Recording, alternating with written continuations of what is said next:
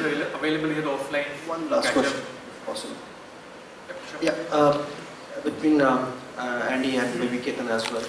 Have you guys fired anyone? I'm sure you must have. And how difficult was it? And how much time did you guys give to that person? And what was the reason? Maybe the first experience itself at the initial stages. So all of us can answer that, but I think in startups generally there's this whole theory of hire slowly and fire quickly. It's like a general trend. And to be honest, when we are in a startup, we get pretty emotional. So I think as a boss, the biggest pain in the ass I've had is to fire someone.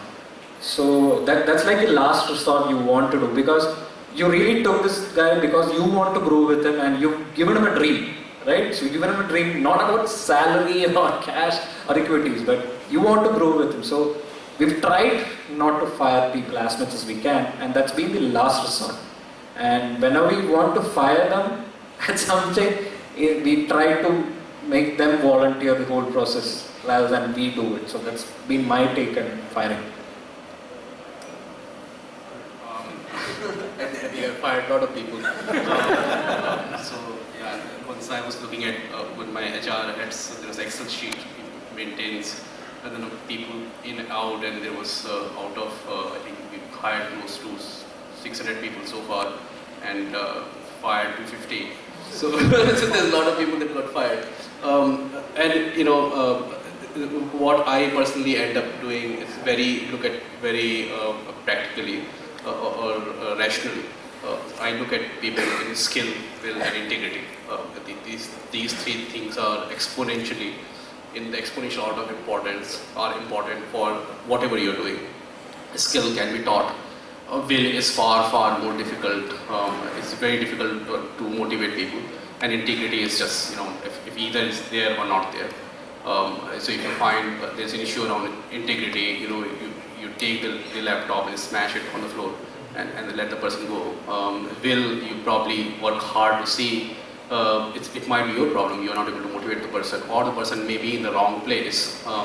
So try to fit organization to see if there's a match was found, and a skill is, you know, I am first time CEO, so I'm also unskilled, first time manager also. So a lot of sympathy with people who are not skilled, but if they have high will and integrity, they'll learn, most of the people learn. So this is how you evaluate, but at one point of time, right, if the will and integrity issues doesn't work out. And irrespective of what we feel, how good we are in hiring people, it's 35-40%, maybe 50% people end up being wrong fit. Very important to let those people go. Let them do what they're best at doing rather than wasting their time and your time in the company. So have been both hiring and firing have been I think very rational, so that it's win-win for both. That they are not wasting their time, I'm not wasting my time, and most of the time end up having a pretty good relationship out of it.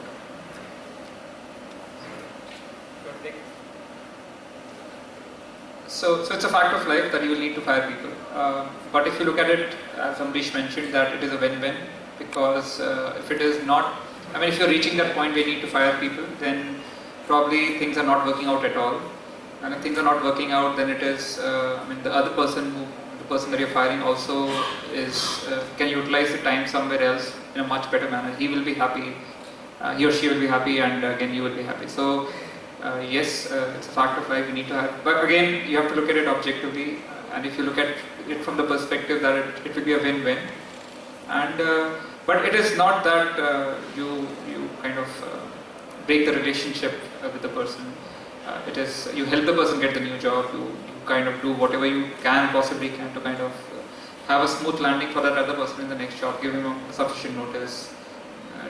But as Amrish said, if there's an issue with integrity, whether there's an issue that he's not honest, or then it is a different ball altogether. We have something called aptitude and attitude, which is equivalent to skill and will. So those two things you can help the person have a soft landing.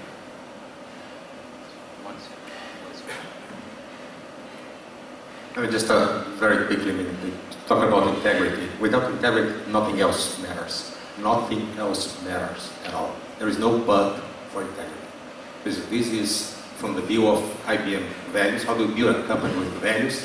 Everything that you do around your values. If you have the values, that's how you're going to build your company. You hire based on that, you fire based on that, you promote based on that. So that's how you build a company around values. So in our values, you don't see integrity. This is the base. No, this is so there's no but. No, there doesn't have integrity, but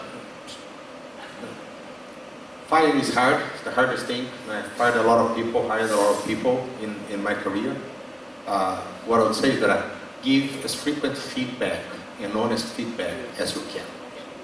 At the end, everybody's going to find it is surprising to be fired, but you will feel much better that it's that, yeah, I give feedback enough and tried enough. So, you know, when you are firing, you feel much more comfortable with yourself than if you're not doing it.